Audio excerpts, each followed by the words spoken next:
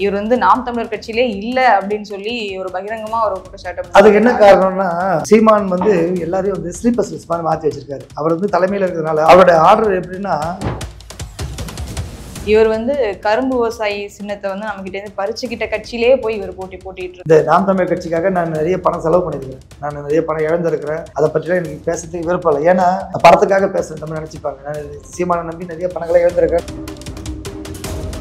இப்போ இந்த மாதிரி சீமான் கிட்டே நீங்க பிரிஞ்சு வந்து இப்போ நீங்க ஒரு கட்சி துவங்கி இருக்கீங்கல்ல, அதுல இதற்கான மாற்று எல்லாம் இருக்கும்னு எதிர்பார்க்கலாமா? என்ன மாதிரியான கொள்கைகள் நீங்க வச்சிருக்கீங்க? தமிழினத்தோட எழுச்சியும் வளர்ச்சியும் தான் எங்களோட கொள்கைகள், மெயின் கொள்கைகள். அதேமாதிரி பழைய சமூகத்தை சார்ந்தவர் தான் வந்து முதல்வர் ஆகிறதுக்கு நாங்கள் முன்னெடுக்கிறோம். இப்போ பேசுகிற சீமான்லாம் வேஸ்ட். அப்போ பேசுகிற சீமானோட பேச்சுக்கள்லாம் வந்து தமிழ் தேசியத்தை இவர் தான் கண்டுபிடித்தவர் போலவும், தமிழ் தேசத்தை காப்பாற்றக்கூடிய வெடிவெள்ளி போலவும் தான் பேசுவார். ரொம்ப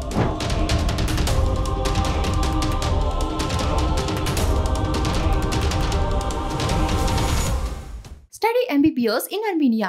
Just a 3.5 lakh per year. Don't miss this admission closing soon. Contact AJ Penier International. வணக்கம் லகரம் வாய்ஸ் நேயர்களே. இன்று நம்முடன் நாம் தமிழர் கட்சியின் இது ஏற்பட்ட முரண் காரணமாக 2018 அந்த கட்சியிலிருந்து பிரிஞ்சு இப்போ புரட்சி தமிழர் கட்சி அப்படின்ற ஒன்றை நிறுவியிருக்க திரு JB ராஜன் இணைந்திருக்கிறார். வணக்கம். வணக்கம்மா. நீங்க நாம் தமிழர் கட்சியிலிருந்து 2018 நீங்க விலகிட்டீங்க. 4 வருடம் கழிச்சு இப்பதான் வந்து கட்சி வந்து ஆரம்பிச்சிருக்கீங்க. நாம் தமிழர் கட்சியில எவ்வளவு நாள் பயணிச்சீங்க? அங்கிருந்து விலகுவதற்கான முக்கிய காரணம் என்ன சார்? நாம் தமிழர் கட்சி உருவாகிறதுக்கு முன்னாடியே நாங்கள் 2000 ஆண்டிலிருந்து நாம் புரட்சி மக்கள் இயக்கம் அப்படின்னு சொல்லிட்டு ஒரு புரட்சி தமிழ் இயக்கம் சொல்லிட்டு இருந்துச்சு. அதில் தான் நாங்கள் பயணிக்கிறோம். அது அப்புறமா நாம் தமிழர் கட்சின்னு உருவாகிறதுக்கு முன்னாடி நாங்கள் இவங்க நாங்கள் எல்லாமே தமிழ் தேசியத்தை பேசிக்கொண்டு நடக்கக்கூடிய பிள்ளைகள். அப்போ எனக்கு இளம் வயது, இப்போ எனக்கு ஒரு 45 வயது ஆகுது. அப்போ இளம் வயது. அப்போ நாங்கள்லாம் வந்து தமிழ் தேசியத்தை பேசும்போது அது சம்மந்தமான கூட்டங்களில் கலந்துக்கிறது, இது மாதிரி நிகழ்ச்சிகள்லாம் நாங்கள் இது தொடர்றோம். அப்போ 2009 காலகட்டங்கள் வரும்போது நாம் தமிழ் இயக்கம் அப்படின்றது இப்போ இருந்தது. நாம் தமிழ் இயக்கம், புரட்சி தமிழ் இயக்கம், இதெல்லாம் பக்கத்து பக்கத்தில் இருந்தது. இதே மாதிரி பல இயக்கங்கள் இருந்துச்சுங்க. அப்போ சின்ன சின்ன குழுக்களாக இருந்ததெல்லாம் என்ன பண்ணாங்க, நாம் தமிழ் கட்சி அப்படி உருவாக்கும் போது அதை இப்போ ஸ்பீக்கராக வந்தவர் தான் சீமான்றவர். அவர் வந்து ஒரு இயக்குனராகவும் ஒரு நடிகராகவும் இருந்தவர். அப்போ ஆரம்ப காலகட்டத்தில் இவர் வந்து இந்த கட்சிக்காக வந்து தலைவர் பதவிக்காவோ இல்லை ஒருங்கிணைப்பாளர் பதவிக்கு வந்தவர் கிடையாது. அவர் வந்து ஏடிஎம்கேக்கு இதுக்கெல்லாம் வந்து ஸ்பீக்கராக போய் பெய்டு ஸ்பீக்கர்ஸாக இருந்தார். அந்த காலகட்டத்தில் அவர் அப்படிதான் இருந்தார். அதே மாதிரி நாம் தமிழ் கட்சி இயக்கத்துக்கு பெய்டு ஸ்பீக்கராக வந்தவர் தான் இவர். அப்போ இயக்கம் வந்து ஒருங்கிணைப்பு இல்லாமல் ஒரு கட்டுக்கோப்பு இல்லாமல் அது போயிடுச்சு. ஸ்பீக்கர் வந்தவர் கடைசியில் வந்து அதுக்கு வந்து சரியான ஒரு ஒருங்கிணைப்பாளராக மாறிட்டார். அது இயக்கத்தை தொடங்கி வேறு மரணத்துக்கு பிறகு அது என்ன பண்ணுறது, இவர் இதுவாக மாறிட்டார். அதுக்கு பிறகு தலைமை ஒருங்கிணைப்பாளர் பதவிக்கு வராது. பதவிக்கு வரும்போது நாங்கள் இவரோட எழுச்சி மிகு பேச்சு எல்லாம் வந்து அப்போ ரொம்ப தீவிரமாக இருக்கும்.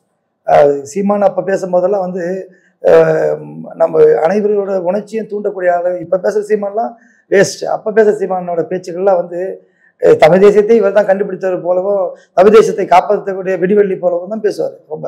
அப்போ கேட்கும்போது எங்களுக்கு மிக உணர்ச்சிகரமாக இருக்கும். அது உணர்ச்சிகரமாக வந்து எத்தனையோ தலைவர்கள் பேசினாலும் கூட சீமான் பேசும்போது அவர் அந்த மசாலா மிக்ஸ்லாம் கலந்து பேசுவார் கரெக்டாக. அது வந்து ஒரு இயக்குனராக அவருக்கு வந்து கை தேர்ந்தவராக இருந்தார். அதெல்லாம் எங்களுக்கு சரியாக தெரியாது. நாங்களாம் வந்து தமிழ் தேசத்தை பற்றியும் நாங்கள் பேசும்போது தமிழ் தேசத்தை பற்றி நாங்கள் பேசினாலும் கொஞ்ச நேரத்துலேயே வந்து கேட்குறவங்களுக்கு அது அழுத்து போயிடும். அது மசாலா மிக்ஸோட பேசக்கூடிய திறமை வந்து ஒரு இயக்குனரால முடியும். அதனால பேசுகிறாரு. பேசும்போது அதெல்லாம் வந்து எங்களுக்கும் ஒரு எழுச்சிகரமாக இருந்துச்சு. அதில் வந்து சரி இப்போ நம்ம தனியாக இருக்கிறது போராட்டத்தை விட இவரோட இணைந்து போராடணும்னு சொல்லி நாம் தமிழ் இயக்கத்தில் கட்சியில் நம்ம இணையிறோம். அப்புறம் 2009க்கு அப்புறமேட்டு அதுக்கப்புறம் அவருக்கு தொடர்ந்து நாம் தமிழ் கட்சி வளருது. அதுக்கப்புறம் தான் அவர் 2013 தான் நாம் தமிழ் கட்சியே வந்து பதிவு செய்யப்படுற கட்சியாக மாற்றுறாரு. அதுக்கப்புறம் தலைமை ஒருங்கிணைப்பு ஆகிறாரு. அவர் கட்சியில் வந்து ஒவ்வொருத்தரை பயணிக்கிச்சு நாங்கள் போகிற காலகட்டங்களில் வந்து 2012 வந்து கருத்து வேறுபாடு காரணமாக சிவா வந்து அதுலேருந்து விலகிறார். சிவா தமிழ் விலகிறார். அவர் நம்ம தோழர் தான். போகும்போது அவர்கிட்ட கேட்கும்போது அவர் வந்து நிறைய விஷயங்கள்லாம் சொல்கிறார். சீமானை பற்றிய நிறைய மறைக்கப்பட்ட உண்மைகள்லாம் நிறைய வந்து சிவா தமிழன் சொல்கிறாரு. சொல்லும் போது ஒரு ஒழுக்கமில்லாத ஒரு தலைவனை வந்து தலைவனை ஏற்றுக்கொள்ள முடியாது. நான் வந்து மாவீரன் வந்து சுபவீர பாண்டியன் ஆரம்பிச்சு இவர் தமிழரசன், பிரபாகரன், மாவீரன் பிரபாகரன், தமிழ் தலைவர் மாவீரன் தமிழரசன், இவர்களை போன்றவர்கள தலைவருக்கு எல்லாம் வந்து நான் மானசீகமாக குருவாக ஏற்றுக்கிட்டேன். என்னால் வந்து இது போல ஒரு ஒழுக்கம் இல்லாத ஒரு நபரை என்னால் ஏற்க முடியாது அப்படின்றாரு. அப்ப இதை பொதுவெளியில் சொல்ல வேண்டியது, சிவா ஏன் அப்படி இருக்கீங்க அப்படிலாம் கேட்கும்போது, இவர் ஏதோ வந்து இந்த இவரை நம்பி கொஞ்சம் மக்கள் இருக்கிறாங்க, அவர் ஏதாவது செய்யறாலும் பார்க்கலாம் அவரு. நான் அதனால வந்து நான் வந்து அவருக்கு கிரிக்கெட் நான் பார்த்துட்டேன், நான் வெளியே போறேன். இவங்க யாராவது அதே மாதிரி ஃபீல் பண்றவங்க அவங்களாம் வெளியே வரும்போது ஒரு காலகட்டம் அமையும் போது நம்ம எல்லாம் ஒன்று சேரலாம்ன்றாரு. எங்களை நட்பு தொடர்றது. நான் நாம் தமிழிலே பயணிக்கிறேன். நாம் தமிழில் பயணிக்கும் போது ஆரம்ப காலகட்டத்தில் வந்து மிகப்பெரிய அவமானங்கள்லாம் நம்ம சந்திக்க வேண்டிய சூழ்நிலை உருவாகுது. எப்படின்னா, ஒரு ஒரு பள்ளியில் வந்து ஒரு ஆசிரியர் மட்டும் நேர்மையாக பேசும்போது மற்ற ஆசிரியர்களுக்கு நேர்மை இல்லைன்னா எப்படி ஒதுக்கப்படுறாங்களோ அது போல நான் ஒதுக்கப்படுறேன். நான் வந்து எப்பயுமே நான் தனித்துவமாக வாய்ந்தவன். எப்பயுமே நான் வந்து கூட்டு சேர்ந்து வேலைகள்லாம் செய்ய மாட்டேன். நான் எப்பயுமே தனித்துவமாக இருப்பேன். நியாயம்னா உண்மை தான் சொல்லுவேன், பொய்னா பொய்ன்னு சொல்லுவேன். உண்மையை வந்து எந்த காலத்துலேயும் வந்து இவர் தெரிஞ்சவங்கன்றதுக்காக, இவரோட நட்பு தேவைன்றதுக்காக அதை மாற்றி சொல்லக்கூடிய ஒரு மனநிலையை அற்றவன் நான். என் கூட இருக்கவங்களுக்கு ஒரு பிரச்சனைனா அதுக்கு உடனே போய் போராடுறவன். ஆனால் எனக்கு ஒரு பிரச்சனைனா என் கூட இருந்த நண்பர்களே போராட மாட்டாங்க. அதாவது நாம் தமிழ் கட்சியில அல்லாமல் இருக்கின்ற பொதுவெளியில் இருக்கிற நண்பர்கள், பொதுவெளியில் இருக்க என்னோட காலேஜ் மேட்டு, ஸ்கூல் மேட்டு, இல்லை நான் தெருவில் பழகிறவங்க, இவங்க எல்லாமே எப்படி பழகிருக்காங்கன்னா, ஒன்றா பேசுவோம், ஒன்றா பழகும், ஒன்றா நம்ம எல்லாம் பண்ணுவோம். ஆனால் ஒரு பிரச்சனைன்னு வந்துச்சுன்னா, சரி உன் பிரச்சனை நீ பார்த்துக்கோன்ற மாதிரி அவங்க என்ன பண்ணுவாங்க, உண்மைன்னு சொல்ல மாட்டாங்க. அவங்க அந்த மாதிரி நபர்கள்லாம் இருக்கிற காலகட்டத்தினால நான் என்ன பண்ணுவேன், எல்லா விஷயத்துலையும் வந்து தனித்துவமாக தான் இருப்பேன். எங்கேயும் போய் முன்னாடி அடையாளப்படுத்திக்க மாட்டேன். என்னால் வந்து ஒரு பெரிய கட்டமைப்பை உருவாக்குறதுக்கோ இல்லாட்டினா ஒரு பெரிய விஷயத்தை செய்யறதுக்கோ கூட இருந்து உதவி செய்வேன். ஆனால் இந்த பொதுவில் எனக்கு இப்போ ஃபேஸ்புக்கு இதெல்லாம் இந்த பெரிய ஒரு இது செயல்பாடுகள்லாம் கிடையாது. இருக்குதுன்னா அதெல்லாம் வந்து எல்லாமே வந்து சத்தம் இல்லாமல் இருக்கும். நான் என்னை அடையாளப்படுத்திக்கிட்டோ இப்போ இது டிக்டாக்லாம் எப்போ வந்துச்சு, டிக்டாக்லாம் வந்தப்போ கூட நான் டிக்டாக் முன்னாடி வந்து பேசவோ இதுக்கெல்லாம் விரும்பலை. அதுக்கப்புறமேட்டு இப்போ எல்லாமே இப்போ யூடியூப்ல அதில் பேசிகிட்டு இருக்காங்க. என்கிட்ட வந்து எல்லா எக்யூப்மெண்ட்ஸும் இருந்தும் நான் ஒரு நாள் கூட அதை வச்சு நான் அதை பயன்படுத்தல. களத்துக்குள்ள நம்மளுக்கு வேற, நம்ம தமிழ் தேசியம் பேசுறவங்க இந்த மாதிரி கூத்தாடி வேலைகள்லாம் செய்யறது கிடையாது. பாட்டுக்கு டான்ஸ் ஆடுறது, பாட்டுக்கு வாயா சேர்க்கறது, போகிறது, இந்த மாதிரி விஷயங்கள் நம்ம எப்பயுமே செய்யறது கிடையாது. அதனால தான் எங்கே தேடினாலும் இங்கே ஃபேஸ்புக்கில் நான் மேக்ஸிமம் கிடைக்கிறது கஷ்டம். அவங்களுக்கு கிடைச்சது இவங்க கிடைச்சதா சொல்லக்கூடிய இந்த பாரதிய பிரஜா ஐக்கிய பார்ட்டி கூட. ஆமா, அதுதான் கேட்கலான்னு இருந்தேன். நீங்க வந்து நாம் தமிழர் கட்சியிலிருந்து விலகிதான் இது வந்திருக்கீங்கன்னு சொல்றாங்க. ஆனா நாம் தமிழர் கட்சி சேர்ந்தவர்கள் வந்து இவர் வந்து நாம் தமிழர் கட்சியிலே இல்ல அப்படின்னு சொல்லி ஒரு பகிரங்கமா ஒரு குற்றச்சாட்டு. அதுக்கு என்ன காரணம்னா, சீமான் வந்து எல்லாரையும் வந்து ஸ்லீப்பர் செல்ஸ் மாதிரி மாற்றி வச்சிருக்காரு. அவர் வந்து தலைமையில் இருக்கிறதுனால அவருடைய ஆர்டர் எப்படின்னா, அவர் காட்டு திசையில வேட்டை நாயை போல பாயக்கூடிய நபர்களாக இந்த பிள்ளைகளை உருவாக்கி வச்சிருக்காரு. இப்போ 2009 நான் காலகட்டத்தில் என்னோட பயணித்தவர்களுக்கு தான் என்ன தெரியுமே தவிர, இப்போ புதுசாக வந்த பிள்ளைகளுக்கு என்னன்னு தெரியும். இப்போ தமிழ் தேசியத்தை பேசக்கூடிய தலைவர் சீவன் மட்டும்தான் நினச்சிட்டு இருக்காங்க. இந்த பிள்ளைகள் தெரியுமா? தமிழ் தேசியத்தை யாரெல்லாம் பேசுனாங்க தெரியுமா? புலவரை பற்றி தெரியுமா? லெனினை பற்றி தெரியுமா? மாவீரன் தமிழரசனை பற்றி தெரியுமா? ஒன்றும் தெரியாது. ஏன்னா அது பொதுவெளியில் இவர் வந்து ஒரு செய்திகள் மாதிரி எங்கேயோ சொல்லிட்டு போயிடுவார். புரியுதுமா இல்லையா? இப்போ மாவீரன் இப்போ தமிழரசனோட நினைவு நாள் செப்டம்பர் 1 வந்துச்சு இல்லையா? செப்டம்பர் 1 வந்தப்போ தமிழரசன் அவர்களை வந்து மானசீக தலைவரை ஏற்றுக்கொண்ட நபர்கள் வந்து அவரது நிகழ்ச்சிகளோ அவரோட புகைப்படங்களோ வச்சு அங்கங்கே வந்து ஒரு மரியாதையை செலுத்துறாங்க. இது இப்போ வந்து நாம் தமிழ் கட்சியில் எத்தனை பேருக்கு தெரியும், எத்தனை பேர் மரியாதை செலுத்துறாங்க?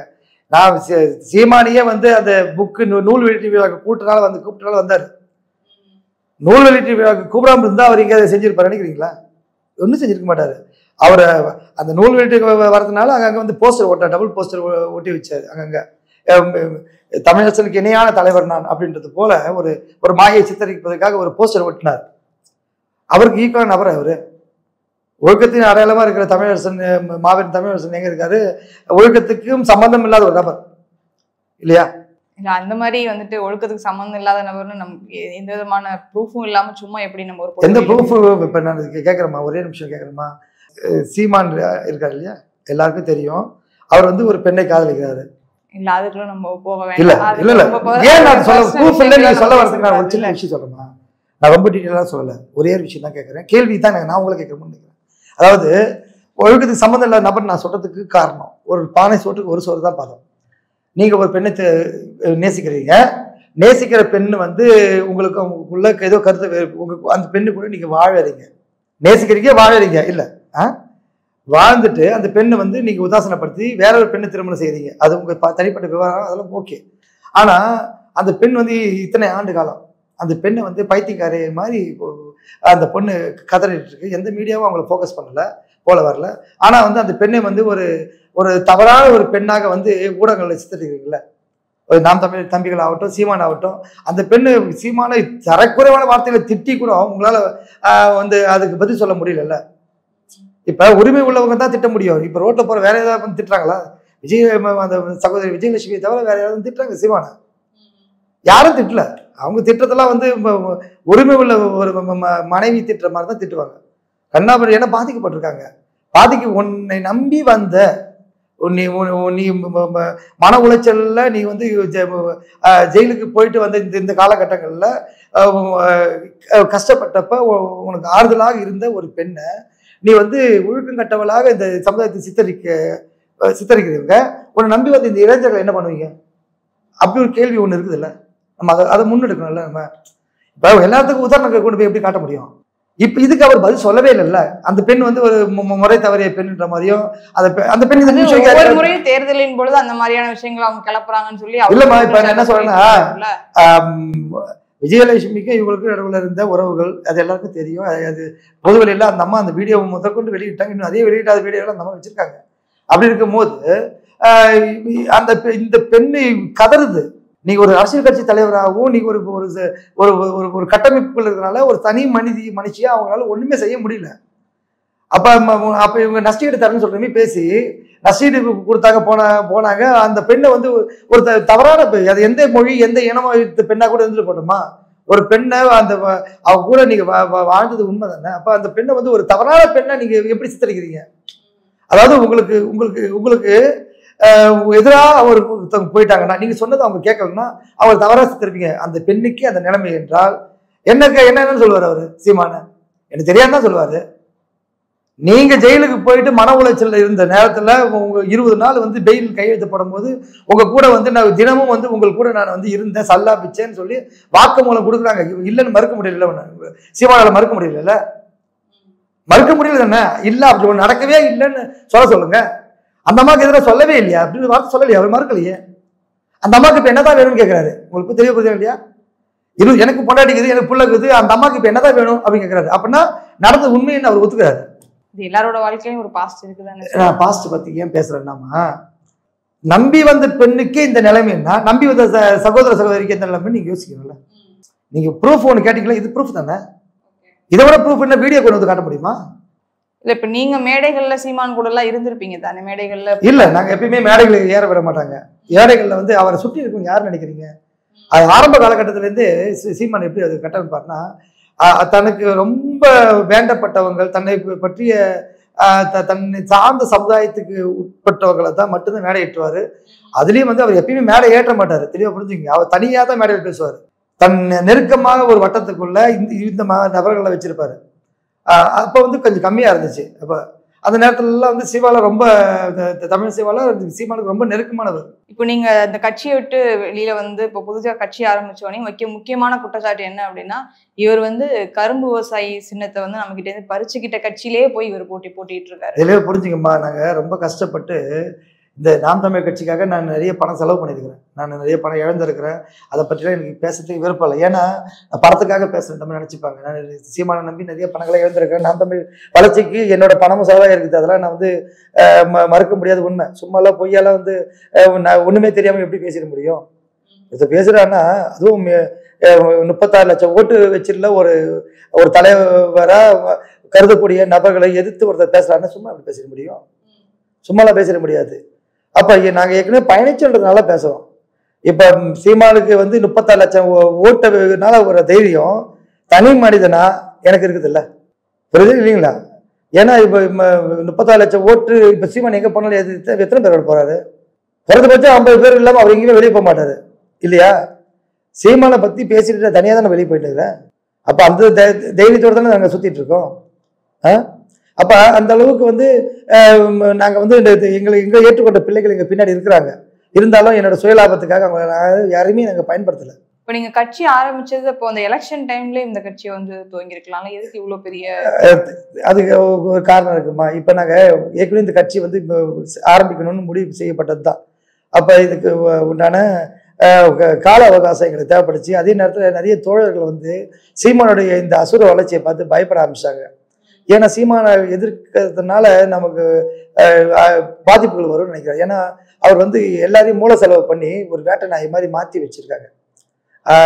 நாம் தமிழ் கட்சியில் இருக்க பிள்ளைகள் சின்ன பசங்க, அவங்களுக்குலாம் ஒன்றும் தெரியாது. அவங்கெல்லாம் என்ன பண்ணுறாங்கன்னா காட்டு இடத்துல வந்து அப்படியே பாயக்கூடிய நபர்கள். இப்போ கூட ஒரு பெரிய ஐபிஎஸ் ஆஃபீஸரையே வந்து ஐபிஎஸ் ஆஃபீஸர் அவர் நினைச்ச அவர் கண்ட்ரோலில் தான் அந்த மாவட்டமே இருக்கும்.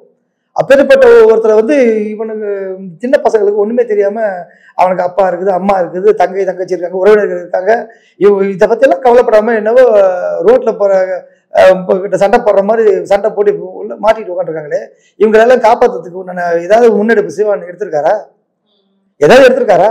இப்போ இந்த மாதிரி சீமான் கிட்ட நீங்க பிரிஞ்சு வந்து இப்போ நீங்க ஒரு கட்சி துவங்கி இருக்கீங்கல்ல, அதுல இதற்கான மாற்று எல்லாம் இருக்கும்னு எதிர்பார்க்கலாமா? என்ன மாதிரியான கொள்கைகள் நீங்க வச்சிருக்கீங்க? தமிழினத்தோட எழுச்சியும் வளர்ச்சியும் தான் எங்களோட கொள்கைகள், மெயின் கொள்கைகள். அதே மாதிரி பழைய சமூகத்தை சார்ந்தவர் தான் வந்து முதல்வர் ஆகிறதுக்கு நாங்கள் முன்னெடுக்கிறோமா. தமிழர்கள், தமிழ்நாடு, தமிழ்நாட்டின் வளர்ச்சி, தமிழக மக்களின் வளர்ச்சி, தமிழக மக்களின் பொருளாதாரம், கல்வி, இதை பத்தி பேசிட்டு போறதுக்காக வரல. இப்ப சீமான் போன்றவர்களை வந்து இந்த 14 ஆண்டு காலத்துல ஒரு போர் தொடங்கினா 10 ஆண்டுகள்ல எல்லா போரும் முடிஞ்சிடும். மகாபாரத போர் எத்தனை ஆண்டு முடிச்சு? மகாபாரத போர் அது உண்மை கதை, பொய் கதை, அதெல்லாம் வேற. ஒரு போர் தொடங்கினா 10 ஆண்டுகள்ல அந்த போர் முடிஞ்சிடும்.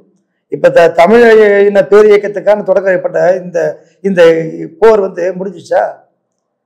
அது வந்து எப்பயுமே முடியாது. ஏன்னா சீமானுக்கு நல்லா தெரியும், அவரை தவிர யாராவது எம்எல்ஏ எம்பி ஆயிடுச்சுன்னா அவரை விட்டுட்டு போயிடுவாருன்னு தெரியும். அப்ப எம்எல்ஏ எம்பி ஆகணும்னா யார் ஆகணும்னா அவரோட மனைவியோ, அவரோட மகன் என்று சொல்லப்படுகிறோ, அவர் மச்சானோ, அவர் மாமனோ, சித்தப்பனோ, பெரியப்பனோ, அவர் சார்ந்த சமுதாயத்தை சார்ந்தவரோ இவங்க ஆகணுன்றதுக்காக எடுத்துக்கொண்ட கால அவகாசம் தான் இது. அவரோட நெருங்கிய உறவுகள் மட்டும்தான் அவருக்கு வந்து எம்பியாவோ எம்எல்ஏவோ ஆகணுன்றதுக்காக தான் இவ்வளவு காலகட்டம் எடுத்துக்கிறாங்க. இல்லைன்னா அவர் எப்பி அது எப்படின்னா ஒரு தவறான விஷயத்த சரியான விஷயமா வந்து சித்தரித்து பேசக்கூடியது சீமா கை தேர்ந்தவர். இப்போ உதாரணத்துக்கு சொல்ல போனா தமிழ்நாட்டில் வந்து அவர் கேள்வி பேர் கேட்குறாங்க, அதுக்கு அவர் சொல்ற பதில், உங்க மகன் வந்து இது மாதிரி ஆங்கில வழிகளில் படிக்கிறாரு, அதுக்கு இத்தனை லட்சம் செலவாகுது அப்படிங்கிறது உடனே பதில் சொல்ல முடியாம ஒரே சொல்றாரு, நான் ரொம்ப வெட்கி தலை குனிகிறேன், இங்க தமிழ் சொல்லிக் கொடுக்கக்கூடிய பள்ளிகளே இல்லைன்றாரு. வருடம் வந்து 40,000 பள்ளிகளுக்கு மேல தமிழ் அரசாங்க பள்ளிகளுக்காகவும் நோட்டுகளாகவும் புக்குகளாகவும் தமிழ் வழி கல்வியை வந்து வலியுறுத்தி சொல்லிக் கொடுத்துட்டு இருக்காங்க. தமிழ் பாடத்துல வந்து நிறைய 100 மதிப்பெண்கள் பெறுன்னு சொல்றவங்க நீட் தேர்வுல கூட பாஸ் ஆகி உள்ள போயிருக்காங்க தமிழ் வழி கல்வி கற்ற பிள்ளைகள். புரியுதா இல்லையா? அப்ப இவர் எங்க நான் இந்த திரைப்படங்களை வரும்போது நான் இந்த பக்கம் ஊரெல்லாம் தேடின ஜாமீனே கிடைக்கல அப்படின்ற மாதிரி, மீன் மார்க்கெட் ஃபுல்லா நான் தேடின ஜாமீனே கிடைக்கலன்னு ஒரு காமெடி பண்ணுவாங்க இல்லையா? அதே மாதிரி இவர் எல்லாரும் முன்னாள் தனக்கு முன்னாள் இருக்கவங்க எல்லாம் முட்டாள் நினைக்கிறாரு. தான் மட்டும் தான் இந்த உலகத்திலே மிகப்பெரிய புத்திசாலி நினைச்சிட்டு இருக்காரு. நீங்க பிரஸ் மீட்ல இன்னொரு ஒரு குற்றச்சாட்டு வச்சிருந்தீங்க, திருமதி சசிகலா அவங்க கிட்ட வந்து சீமான் அவர்கள் வந்து 13 கோடி ரூபாய் வாங்கியிருக்காங்க, வேட்பாளர்லாம் நிக்க வைக்கிறதுக்கு வந்து காசு வாங்கிக்கிட்டு இந்த வேட்பாளர் தான் நிக்க வைக்கிறாரு அப்படின்னு சொல்லி ஒரு குற்றச்சாட்டு. அது உண்மையான குற்றச்சாட்டு தான்மா. இப்ப நான் என்ன கேட்கிறேன், 2011 வந்து சீமான் அவர்கள் வந்து சசிகலா கிட்ட காசு வாங்கினதுக்கு அப்புறம் தான் இலை மலர்ந்தால் ஈழ மலர்னு சொன்னாரா இல்லையா? இலை மலர்ந்தாதான் ஈழ மலருன்னு சொன்னார். இலை இங்க மலர்ந்துச்சுன்னா அங்க ஈழ மலரும் அப்படின்னு சொன்னவர். ஓகேவா? சசிகலா அம்மா வந்து ஜெயிலுக்கு போயிட்டு வந்தோடனே முதல் நாளா போய் பார்த்தவர் யாரு? சீமான் தானே பார்த்தாரு. ஊழல் செய்து குற்றம் சாட்டப்பட்ட ஒரு நபராக குற்றம் சாட்டப்பட்டிருக்கிறது சசிகலா அம்மா. அந்த அம்மா வந்து ஜெயிலுக்கு போயிட்டு வந்த உடனே முதல்ல பார்த்து போய் சந்திச்சது யாரு? வாகன காசுக்கு விசுவாசம் காட்டினாரு. இதுதான் இதுக்கெல்லாம் ஆதாரமா? இதுக்கெல்லாம் ஆதாரம் கேட்கறேன்னா இது சசிகலா அம்மா ஒத்து சொல்லணும், ஆமா நான் கொடுத்தேன்னு சொல்லி.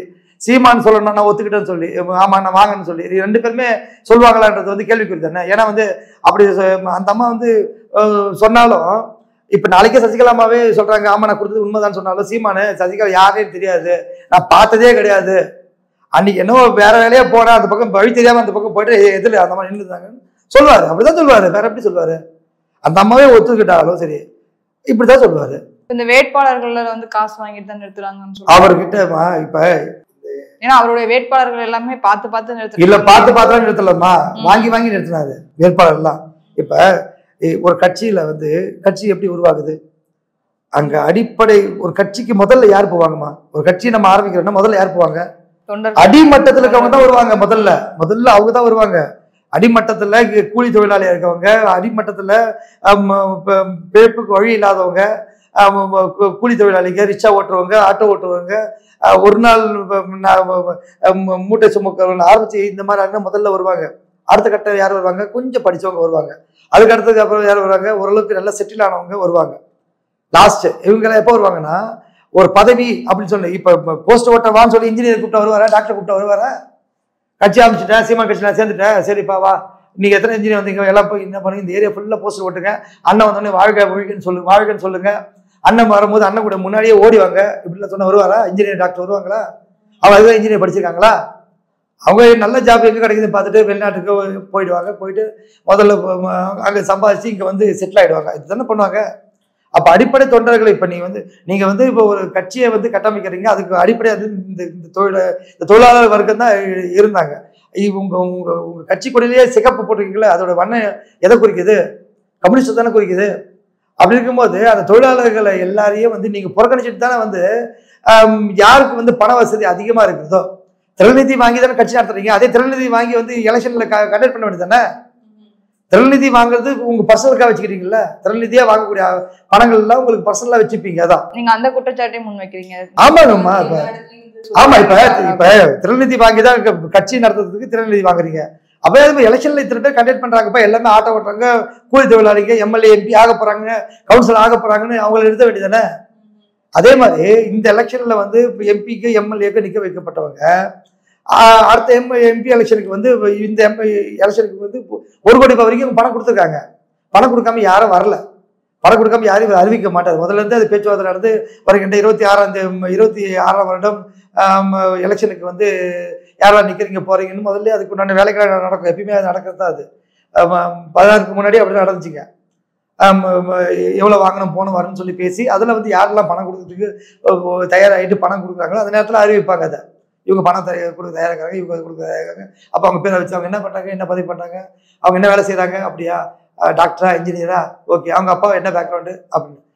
நீங்கள் வேணா போய் எலெக்ஷனில் லாஸ்ட் இப்போ 2016 எலெக்ஷனில் நின்றவங்க எல்லாரையும் லிஸ்ட் எடுத்து பாருங்க, அவங்க பேக்ரவுண்டு பாருங்க. சாதாரணமாக 1 கோடி ரூபாய் கொடுக்கக்கூடிய ஃபேமிலியில தான் வந்திருப்பாங்க. புரியுதா? அதுலேருந்து 1-2 பேர் வந்து பணம் கொடுத்தா நின்றுப்பாங்க. அவங்க யாராக இருப்பாங்க, யூடியூப் சேனல் நடத்திருப்பாங்க, மிகப்பெரிய நல்ல பேச்சாளர் இருந்திருப்பாங்க. அவங்க வேணா இந்த மாதிரி பணம் வந்து கொடுக்காம உள்ள வந்திருக்கலாம். மற்றபடி 99% பேர் வந்து பணம் வாங்கிட்டு தான் நிறுத்துவார் எலெக்ஷன்ல. அவங்க பணம் வாங்கி நிறுத்தவங்க இந்த எலெக்ஷன்ல அவங்க வந்து தோத்து போகணும் அவங்க நல்லா தெரியும். ஏன்னா இவர் கூட்டணி இப்ப நீங்க இப்படி பொது வெளியில இப்படி சொல்லும் பொழுது அங்க சைட்ல இப்ப பணம் ஒருவேளை கொடுக்காம இருந்திருந்தாங்க அப்படின்னா அது தப்பாயிடும். நான் தெளிவா சொல்றது கேளுங்கம்மா. பணம் கொடுக்காம இப்ப நாம் தமிழ் கட்சி சீமானு அவர் தனக்கான ஓட்டு தான் அங்க விழுது. அங்க நிக்கிற எந்த கேண்டிடேட்டையும் யாருக்கும் தெரியாது, அவங்களுக்காக ஓட்டு விழல. அப்படிதானே சொல்றாரு, அதான உண்மை. இப்ப சீமானுக்காக தான் விழுதுன்ற மாதிரி. அப்படி இருக்கும்போது அங்க யார் நின்னாலும் ஜெயிப்பாங்க, அப்படி இல்லையா? அப்ப பணம் வாங்கிட்டு நிக்க வைக்கிறாங்கல்ல, அதே நபர்களை ஏன் அடுத்த தடவை நிக்க வைக்கல? 2014 எலெக்ஷன்ல நின்னவங்களையே ஏன் 2021 நிக்க வைக்கலன்னு ஒரு கேள்வி வருது. ஒரே ஆளை நிக்க வைக்கிறதுக்கு போல வெவ்வேறு ஆட்களுக்கு வாய்ப்பு கொடுக்கறதுக்காக கூட அவர் அப்படி பண்ணலாம் இல்லையா? இப்ப வெவ்வேறு நல்லா தெளிவா புரிஞ்சு விளங்கிட்டு பேசணுமா? இப்ப ஒரே ஆட்கள் நிக்கிறது போல வெவ்வேறு ஆட்கள் என்ன எப்படி பண்ணுவாங்க, எப்படி ஓட்டு போடுவாங்க? இப்படினாலும் சீமானுக்காக தானே ஓட்டு போடுறாங்கன்றது தானே. அப்படி கிடையாது. அதுலயே திருப்பி பணம் கொடுக்கறவங்களையே திருப்பி நிக்க வச்சிருக்காருல்ல. இப்ப 230 தொகுதியில 100 தொகுதி பேர் வந்து பணம் கொடுக்கக்கூடிய 100 பேர் வந்து பணம் கொடுக்கக்கூடிய கெப்பாசிட்டி உள்ளவங்க அந்த 2வது முறையும் அவங்க நிற்பாங்க. நீங்க வேணா இப்ப 2014 நின்றவங்க லிஸ்ட் எடுங்க, 2021 நின்றவங்க லிஸ்ட் எடுங்க, 2024 நின்றவங்க லிஸ்ட் எடுங்க. இதெல்லாம் யாரெல்லாம் அப்படி சொல்லி அவங்க பேக்ரவுண்ட் போய் நீங்க செக் பண்ணுங்க. இதெல்லாம் பொது வழியிலே இருக்குது. இது நான் போய் தனியா போய் கண்டுபிடிச்சு கொண்டு சொல்லணும்னா அதுக்கு அவசியமே கிடையாது. ஓகேவா? திரும்பவும் பணத்தை கொடுத்து நிற்கக்கூடிய அளவுக்கு கெப்பாசிட்டி உள்ளவங்க என்ன பண்றாரு, திருப்பி சீட் கொடுப்பாரு. அப்படி கொடுக்குறது வந்து வச்சுக்க, 2016 வந்தவங்க ஒருத்தர் கூட 2021 இல்ல. 2021 வந்தவங்க யாரும் ஒருத்தர் கூட 2024 இல்லைன்னு சொல்லுங்க. 2024 வந்தவங்க ஒருத்தர் கூட இப்ப 2026 வரப்போ தேர்தல் இல்லைன்னு சொல்லுங்க. அப்ப இல்லம்மா, இப்ப என்ன சொல்றது புரிஞ்சுங்க.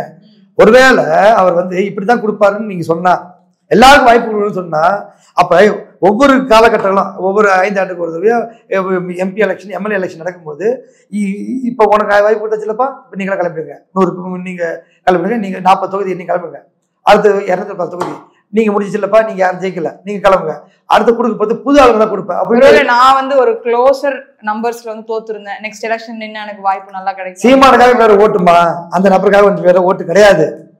புரட்சித் தலைவி அம்மா அவர்கள் அவங்க எலெக்ஷன் நிக்க கண்டக்ட் பண்ணும்போது அவங்க அந்த இடத்துல யாரை நிக்க வச்சாலும், ஒரு கழுதி குதிரை நிக்க வச்சாலும் ஜெயிப்பாங்க. அதே பாணியை தான் சீமான் அவர்களும் இருக்காரு, முன்னெடுக்காரு. அப்படி இருக்கும்போது நீங்க சொல்ற மாதிரி நீங்க என்ன சொல்றீங்க, எல்லாருக்கும் வாய்ப்பு கொடுக்கறதுக்காக பண்ணலாம் அப்படின்னு சொல்றீங்க. அப்படியா இருந்தா ஒவ்வொரு காலகட்டத்திலையும் வந்து நின்னவங்களை திருப்பி நிக்க வைக்க மாட்டார். கொஞ்சம் பேரை யாருக்கெல்லாம் பணம் கொடுக்கக்கூடிய கெப்பாசிட்டி இருக்குதோ அவங்களதான் நிக்க வைப்பாரு. அப்ப அவங்க எலெக்ஷன் நிக்கிறது நிக்காது யார் முடிவு பண்றது? பணம் வச்சுக்கிறவங்க முடிவு பண்றது இல்லையா? அது இது இது இது சிந்தனையாளர் சாதாரண ஒரு முட்டாள் கூட இது புரிஞ்சுப்பா இல்லையா? என்ன சொல்றது? இதுக்கு தனியா ஏதாவது ப்ரூஃப் கொண்டு கொடுக்குமா? சரி, இப்போ நீங்க பிரிஞ்சு வந்து இப்ப வேற எந்த கட்சியோட கூட்டணி அமைக்கிற மாதிரி ஏதாவது பிளான் வச்சிருக்கீங்களா? 2026 தேர்தல் இருக்குமா? இல்லை நாங்க வந்து தமிழ் வளர்ச்சிக்கான கொள்கைகளை முன்னெடுக்கிறோமா? அந்த இந்த கொள்கை சம்மந்தப்பட்டு எந்த கட்சி வந்தாலும் சரி, எப்பயுமே வந்து கூட்டணி ஆட்சி தான் வந்து அமையணும். ஏன் கூட்டணி ஆட்சி அமையணும்னா, அந்தந்த சமுதாயத்தை சார்ந்தவங்க தான் வந்து ஜாதி கட்சிகள் இருக்குது, மதத்து கட்சிகள் இருக்குது. அப்ப அவங்களுடைய தேவைகளையும் அவங்களுடைய பிரச்சனைகளையும் வந்து முன்னெடுக்கணும்னா கூட்டணி ஆட்சி இருந்தால் அதை மட்டும் தான் முன்னெடுக்க முடியும். சிங்கிள் ஆட்சி அமையுதுன்னா சர்வாதிகார ஆட்சி மாதிரி ஆயிடும்.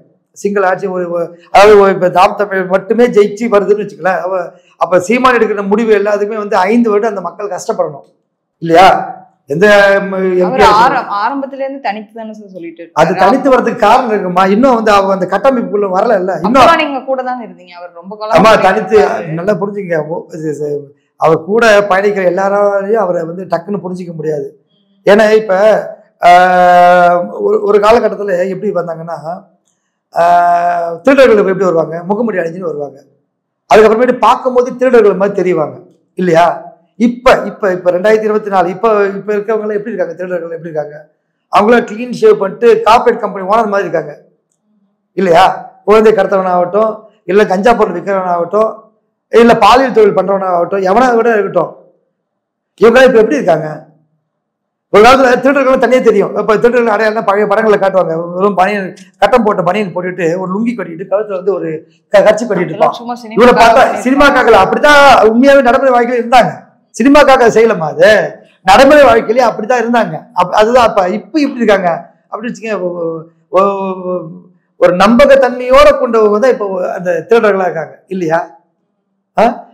அந்த காலகட்டத்தில் வந்து இப்ப இந்த கந்து வட்டி வசூல் பண்றவங்க எப்படி இருப்பாங்க நீங்க உங்களுக்கு தெரியும். அப்ப வந்து இந்த என்னது வர மாநிலத்தை சேர்ந்தவங்களாவோ தொப்பி ஒன்று போட்டு சைக்கிள்ல வர மாதிரியும் ஈட்டிக்காரன் மாதிரிலாம் சொல்லுவாங்க இல்லையா? அப்படிதான் இருந்தாங்க. இப்ப எப்படி இருக்காங்க? இப்ப அது காலத்துக்கு ஏற்ற அடையாளம் மாறுதுமா? ஒரே விஷயம் தான், அது மாறுது. இப்ப வந்து நல்லவர்கள் யாரு கெட்டவர்கள் யாருன்னு பழகி பார்க்காம எப்படி தெரிஞ்சுக்க முடியும்? சரி, இப்போ நீங்க இந்த எலெக்ஷனுக்கு நீங்க இப்ப எந்த கட்சி கூட சேர்ற மாதிரி ஏதாவது? நாங்க வந்து கண்டிப்பா கூட்டணி ஆட்சியை தான் விரும்புறோம். அது எந்த கட்சி எந்த கட்சி முன்னெடுத்தாலும் சரிம்மா, நாங்க எங்க கொள்கையை ஏற்றுக்கொண்டு எங்க சார்ந்த பிரச்சனைகளுக்கு செவிக்காய சாய்க்கக்கூடிய எந்த கட்சியா இருந்தாலும், நாங்க சொல்கின்ற எங்கள் பகுதியில் உள்ள பிரச்சனைகளுக்கெல்லாம் உள்ள பிரச்சனைகளுக்கெல்லாம் செவி சாய்க்கக்கூடிய, ஏன்னா வந்து நாங்க சொல்றது வந்து கூட்டணி ஆட்சின்னா நாங்க ஆட்சிக்கு வரணுன்றதுக்காக அது நாங்க விரும்பல. நாங்க சொல்லக்கூடிய பிரச்சனைகளை வந்து நாங்க சரி செய்து தருகிறோம்னு உத்தரவாதம் கொடுக்கக்கூடிய எந்த கட்சியா இருந்தாலும் இந்த பிரச்சனைகள்லாம் சரி பண்ணணும், இதெல்லாம் வந்து இப்படி எல்லாம் இருக்குது அப்படின்னு. இப்ப ஏன்னா இப்ப சுயநலமான ஒரு மக்கள் வாழக்கூடிய ஒரு காலகட்டமா உருவாயிடுச்சு. இப்ப யாரு இப்ப நீங்க போயிட்டு இன்னைக்கு பொதுவெளியில போய் பாருங்க, எங்க தொலைக்காட்சியில போய் பாருங்க. இப்ப அனிமல்ஸ் எல்லாம் வந்து இறக்க குணங்களோட வாழ ஆரம்பிச்சிச்சு. ஒரு புலி போய் ஒரு மானை வளர்க்குது, ஒரு சிறுத்தை வந்து ஒரு ஒரு ஒரு சின்ன விலங்கு வளர்க்குது, ஒரு குரங்கு போய் ஒரு நாயை வளர்க்குது. அந்த மாதிரி அது மனிதத்துவத்துக்கு மாறிட்டு வருது எல்லா விலங்குகளும். சிங்கம் வந்து மனிதனோட அன்பா பழகுது. அந்த மாதிரிலாம் இப்போ காலகட்டம்லாம் மாறிட்டு வருது. அனிமல்ஸ் எல்லாம் வந்து மனிதர்களாக மாறிடுது, மனிதர்கள்லாம் அனிமல்ஸா மாறிட்டு வர்றாங்க. இப்படிதான் இப்ப நடந்துருக்குது. இப்ப எல்லாம் ஒருத்தர் வெறி பிடிச்சாரு. இப்ப ஆட்களை கடத்தி அவர்கள் உடல் பாகங்களை வந்து விற்கிறவங்க யாரு? அவனுக்கு அம்மா இருப்பாங்க, தம்பி இருப்பாங்க, தங்கச்சி இருப்பாங்க, எல்லாம் இருக்காங்க இல்லையா? அது வெறிப்படுத்த மனிதர் இப்ப பாதிக்கப்படுறவங்க எல்லாம் யாரு? பொது வழியில் இருக்க சாதாரண மக்கள். அவங்களுக்கு இதுக்கு சம்மந்தம் இல்லை. நம்ம சாப்பிட்ற உணவு முதற்கொண்டு விஷமா தான் கொடுத்துட்டு இருக்காங்க இல்லையா? அதுக்கு அந்த விஷமா கொடுக்கறது எல்லாருக்கும் தெரியும். ஆனா யாரும் அதை பத்தி பெருசா எடுக்கிறது கிடையாது. அது கொஞ்சமாவது வந்து வந்து மனிதத்தன்மையோடு நடந்துக்கணும். யாரும் அப்படி நடக்கிறது கிடையாது. அப்ப கொஞ்சம் அதுக்கு உண்டான முயற்சியாவது யாரும் முன்னெடுக்கணும்ல. அந்த மாதிரி மனிதத்தன்மையான முயற்சிகள் இருக்கிற கட்சிகள் பிரச்சனைகளை வந்து எங்களுக்கு என்ன செய்வீங்க, எங்க கட்சிக்கு என்ன செய்வீங்கன்ற கொள்கை கோட்பாடுக்குள்ள நாங்க வரல. நான் கேட்கறது என்னன்னா, இந்த பிரச்சனைகளுக்கு நீங்க தீர்வு கொடுக்கணும் அப்படின்னு கேட்கிறோம். அப்படி சொல்லக்கூடிய நாங்க இந்த பிரச்சனைகளுக்கு தீர்வு கொடுக்குறோம், முன்னெடுக்கிறோம் அப்படின்னு கூடிய கட்சிகளோட நாங்க இணைஞ்சு பயணிப்போம். கண்டிப்பா வந்து இந்த உள்ளாட்சி தேர்தல் ஆகட்டும், இல்லைன்னா 26 இன்னும் 18 மாதங்களுக்கு மேல இருக்குது எலெக்ஷனுக்கு. அந்த எலெக்ஷன் ஆகட்டும், நாங்கள் வந்து பெரிய லெவலில் வந்து எங்களுக்கு ஒரு மாற்றத்தை கண்டிப்பாக கொண்டு வருவோம். எங்களுக்கு சீமான் வந்து ஒரு தவறான ஒரு பாதையில் வந்து இந்த பிள்ளைகளை வழி நடத்துறது எங்களுக்கு பிடிக்கல. அப்போ பொங்கறதுனால தான் நாங்கள் வந்து இதெல்லாம் இங்கே கேட்குறோம். நீங்கள் திடீர்னு இந்த முடிவு எடுக்கிறதுக்கு பின்னாடி வேற நபர்கள் இருக்கிறாங்க என்ன? இதுக்கு பின்னாடி வந்து நாம் தமிழ் கட்சியில் இருக்க பிள்ளைகள் தான் காரணம். நம்ம இதுக்கு முக்கிய நிர்வாகிகள்லாம் நம்ம கூட இணக்கத்தை தான் இருக்காங்க. இதுக்கான ஒரு 3-4 வருடங்கள் வந்து இதுக்கான பேச்சுவார்த்தையில பேசிட்டு இருந்தோம். அப்போ வந்து யாரும் முன்னெடுத்து கொண்டு போகல. கடைசியாக ஒரு 6 மாத காலமாக இதுக்கான தீவிரமான வேலைகள்லாம் செஞ்சோம். அதோட முன்னெடுப்பு கூட இப்போ நான் நிற்கும் போது எலெக்ஷனில் பாரதிய ஜனதா ஐக்கிய பார்ட்டியில் இருக்கும்போது என்னோட நாம் தமிழ் கட்சியில் இருக்க வந்து முக்கியமான வெளியே வந்தவங்க இருக்கவங்க இவங்கெல்லாம் வந்து எனக்கு ஒத்துழைப்பு கொடுத்தனால தான் நின்னேன். இப்போ நான் ஒன்றுமே பண்ணாமல் எப்படி 4810 ஓட்டு 5ஆம் இடத்துக்கு வாங்கியிருக்கேன். திருவண்ணாமலை மாவட்டத்தில் நான் தொகுதியில் 5ஆம் இடம். நீங்கள் பேப்பர் கட்டி இதை வச்சிருக்கேன், நான் காட்டுற மாதிரி தினத்தந்தி வந்திருக்குது பேப்பர் கட்டிக்கிறதுக்கு. 4810 ஓட்டு நான் வாங்கியிருக்கிறேன். நாம் தமிழ் கட்சி 85,000 ஓட்டு இன்னும் வாங்கியிருக்குது அவங்க. நான் வந்து 4810 ஓட்டு வாங்கி 5ஆம் இடத்துல இருக்கிறேன். எனக்கு அப்புறம் தான் வந்து பகுஜன் சமாஜ் கட்சி மற்ற 30 வேட்பாளர்கள் நின்னாங்க. அது மற்றவங்க சுயேட்சையாக நின்னாங்க அவங்களாம். ஆனால் இவங்களுக்கு அடுத்தபடி இடத்துல நான் தான் இருக்கிறேன். அந்த பரிசோதனைக்காக நடத்தப்பட்டது தான் அது. அது என்னவோ இவங்க வந்து பயங்கரமான மறைச்சதாகவும் கண்டுபிடிச்சதாகவும், நான் என்னவோ வந்து இதுக்கு சம்மந்தம் இல்லாதவர் சீமான் தான் இதுக்கு சம்மந்தம் இல்லாதவர். சொல்ல ஒன்று செயல் ஒன்று வடிவத்தில் உள்ளவர் தான் சீமான் இல்லையா?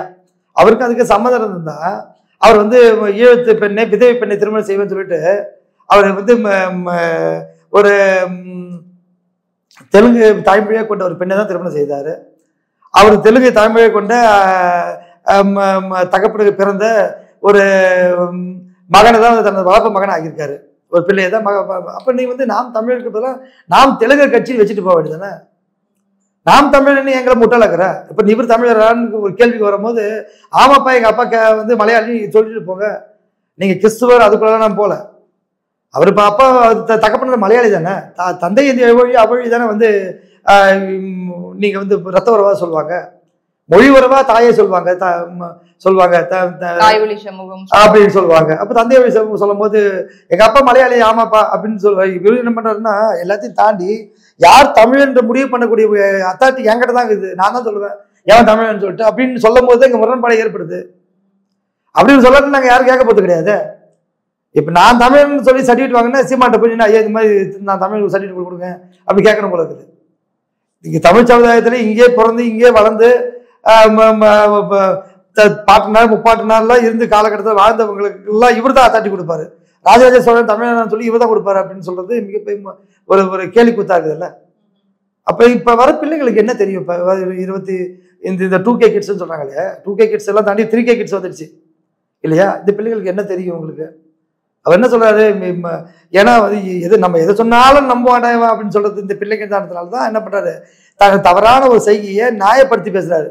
எனக்கான அரசியல் என் பிள்ளை வளர்ந்து வந்து விடுகிறான் அப்படின்னு சொல்றாருல்ல. இப்ப நாம் தமிழர் கட்சிக்குள்ள நடக்கிற விஷயங்கள் எல்லாம் தான் உங்களை இந்த விஷயத்துக்கு வந்து ரொம்ப வேகமா தள்ளி இருக்கு. நீங்க ஆமா, நாம் தமிழர் கட்சிக்குள்ள இப்ப நான் இங்க வந்து பேசுறேன்னா, இங்க வந்து பேசுற வந்து ராஜன் கிடையாதுமா. ராஜன்னா மட்டும்தான் முன்னாடி உட்கார்ந்துட்டு இருக்க தவிர ராஜன்றது ஒரு ஒரு ஒரு ஒரு ஒரு தொடக்கத்துக்கான ஒரு ஒரு தலைவர். நாளைக்கே வந்து என் கட்சியில வந்து நீங்க கிளம்புங்க நாங்க பண்ண போறோம்னு சொன்னா அவங்க வழி விட்டுதான் ஆகணும். அதே இடத்துல தான் சீமான் இருக்காரு. ஆனா நான் விடவே மாட்டேன், நான் தான் இதோட தகப்பன், நான் தான் பிரசவிச்சேன் அப்படின்னு சொல்லிங்கிறாரு. புரியுதா இல்லையா? ஒரு வீட்டுக்கு விருந்தாளியா வந்தவர் தான் வீட்டுக்கு சொந்தக்காரர் ஆயிட்டாரு. இப்ப விருந்தாளியா வந்தவர் அவரு, நாம் தமிழ் கட்சிக்கு விருந்தாளியா வந்தவர் தான். நாங்கெல்லாம் விரும்பினால நீங்க வந்து நீங்க கிட்ட இருந்து வளர்த்து விடணும்னு சொன்னால அவர் அதுக்கு மொத்தமா ஐக்கியம் ஆயிட்டாரு. இப்ப அவர்கிட்ட இருந்து அந்த கட்சியை பிடிக்கிறதுக்கோ இல்ல இது பண்றதுக்கோ நாங்க வரல. உங்களுக்கு கொள்கை பிடிக்கல, உன்னோட செய்கை பிடிக்கல, எதுவும் பிடிக்கல, என் பிள்ளைகளை நான் காப்பாத்துறேன்னு சொல்லி தனியா ஒதுக்கி வந்துட்டோம். இப்ப அதை வந்து இப்ப இவ்வளவு தூரம் என்னை விமர்சிக்கிறதுக்கோ தனிப்பட்ட முறையிலே என்னையோ என் சமுதாயத்தை சார்ந்தோ என் குடும்பங்களோ விமர்சிக்கிற அளவுக்கு வன்மமா அவங்களுக்கு தேவையில்லை. அவங்க கடந்து போயிருக்கலாம். புரியுதா இல்லையா? அவருக்குள்ள பதட்டம் ஏற்படுது. பதட்டம் ஏற்படுறதுனால தான் என்ன பண்ணாங்க, என்னை பத்தி வேகமா விமர்சிக்கிறாங்க.